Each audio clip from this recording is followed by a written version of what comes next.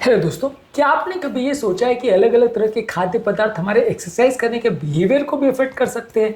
हम क्या खाते हैं उस पर भी कई बार निर्भर करता है कि हम कितना एक्सरसाइज करेंगे और एक्सरसाइज करने के लिए जाएंगे या नहीं और हमको आलस आएगा या नहीं। इस चीज़ों पर भी विचार करना ज़रूरी है क्योंकि कई बार क्या होता है, हमारा फूड सिलेक्शन अलग तरीके का होता है। हम डाइट को प्रॉपरली सिलेक्ट नहीं कर पाते, जिसकी वजह से हमारा एक्सरसाइज भी इफेक्ट होता है।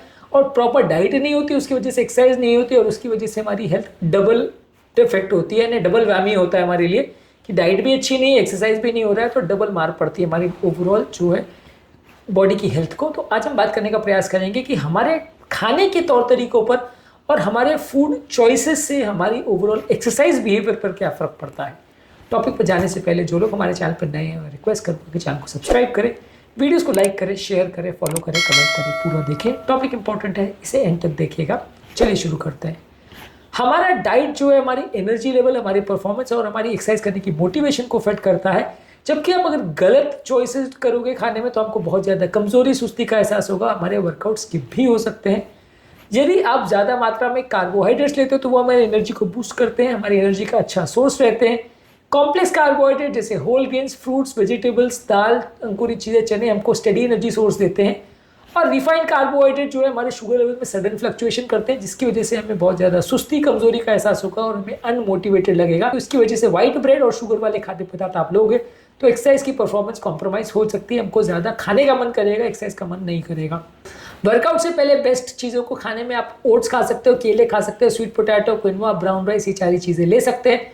वर्स्ट फूड प्रोडक्ट में शुगर वाले सीरियल्स, व्हाइट ब्रेड और प्रोसेस स्नैक्स को आपको अवॉइड करना चाहिए। ये कार्बोहाइड्रेट्स में वो फूड प्रोडक्ट्स है जो आपके लिए एक्सरसाइज को मोटिवेट करते हैं। बेस्ट वाले प्रोडक्ट्स जो है और वर्स्ट वाले जो है वो आपको डीमोटिवेट करते हैं, तो इनका ध्यान रखना है। इस तरह से हमें अपने कार्बोहाइड्रेट को सिलेक्ट करना है।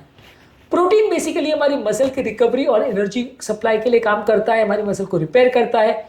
ये हमारी बॉडी में जो मसल्स की वीकनेस है उसको इम्प्रोवाइज करता है। यदि प्रोटीन अच्छा है तो मसल्स में वीकनेस नहीं होगी, रिकवरी अच्छी होगी और बॉडी की मोटिवेशन बेटर होगी। प्रोटीन अगर बॉडी में बहुत ज़्यादा है, अगर आप बहुत ज़्यादा ले रहे हो और कार्बोहाइड्रेट कम ले रहे हो तो भी आपको स्लगिश या कमजोरी हो सकता है। प्रोटीन की डाइजेशन थोड़ी स्लो होती है। एक्सरसाइज करने वालों के लिए प्रोटीन के सबसे अच्छे सोर्स में अंडा, दही, चिकन, दाल, टोफू, पनीर और फिश सबसे अच्छे सोर्स है।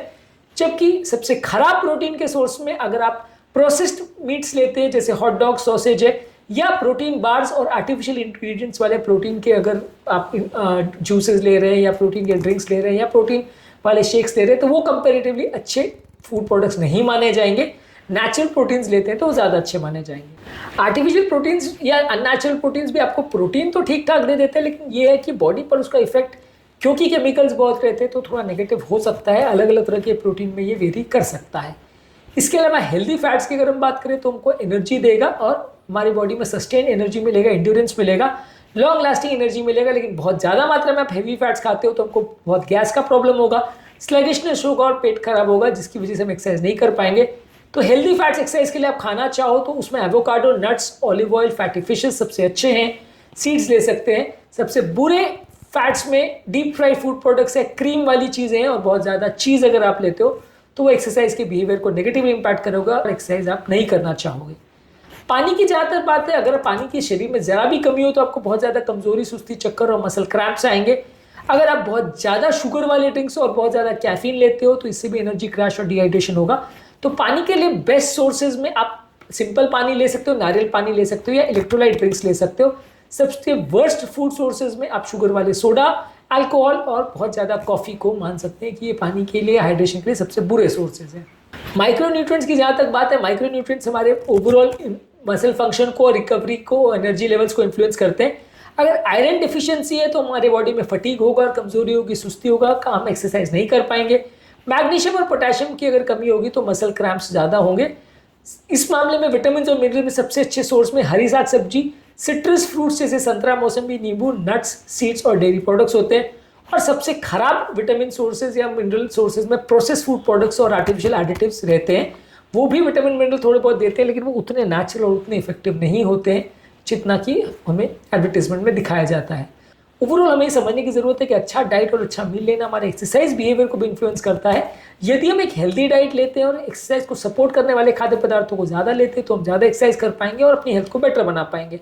और यदि हम खराब फूड प्रोडक्ट सिलेक्ट करते हैं और जो अननेचुरल या अनहेल्दी फूड प्रोडक्ट्स हैं उनको ज़्यादा लेते हैं, तो उसी तरह के फूड प्रोडक्ट्स को लेने के बावजूद भी हमारी हेल्थ ज़्यादा बिगड़ेगी और हम एक्सरसाइज नहीं करना चाहेंगे।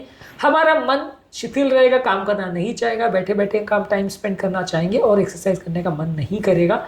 ये सारी चीज़ों को समझना ज़रूरी है और इस हिसाब से अपने फूड सिलेक्शन को समझना ज़रूरी है। आज के टॉपिक में हमने एक नए तरह से डिस्कशन किया कि जिसके हिसाब से फूड का लेना या फूड का इंटेक हमारे एक्सरसाइज बिहेवियर को कैसे इन्फ्लुएंस करता है उस पर हमने बात करी। उम्मीद करूंगा कि आज के टॉपिक में कुछ नई बातें जानने को मिली होगी। जो लोग हमारे चैनल पर नए हैं उन्हें रिक्वेस्ट करूंगा कि चैनल को सब्सक्राइब करें, वीडियोस को लाइक करें, शेयर करें, फॉलो करें, कमेंट करें पूरा दिन।